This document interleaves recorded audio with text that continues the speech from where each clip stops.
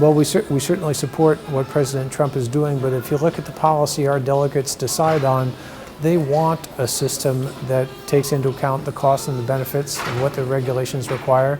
They want to see more transparency. They want to see a longer comment period for people who are affected. They want to see the use of sound science.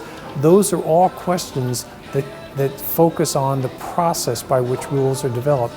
Currently, the Administrative Procedure Act is 71 years old.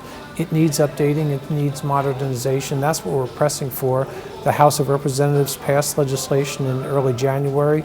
It's now pending in the Senate. We're working with senators to get a bipartisan bill up and out of committee and onto the Senate floor for a vote.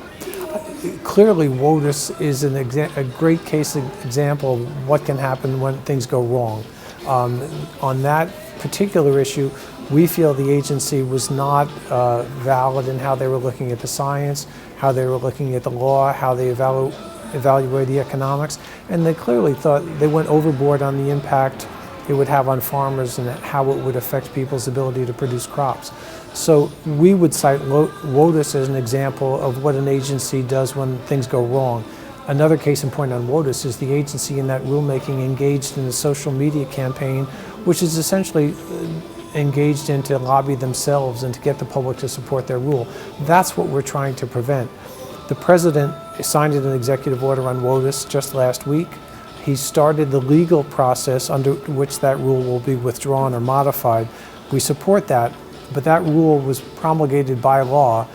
By law, it must be the EPA that undertakes that process, so we can't change it simply by a stroke of a pen. It has to be undertaken legally, but we can reform the process, and that's what we're looking for in regulatory reform.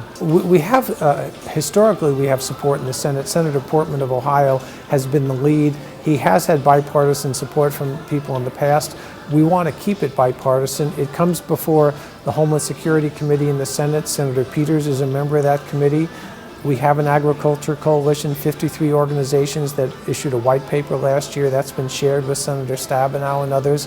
We're trying to underscore the importance to agriculture. We think there's a good foundation the House set up. We want to keep it bipartisan in the Senate. That's what we're working to do. Well, you look at the Worker Protection Safety Standards rule that EPA did, in which they really did not evaluate the costs and the benefits of that rule. The costs far outweigh the benefits, but that's not how the agency looked at it.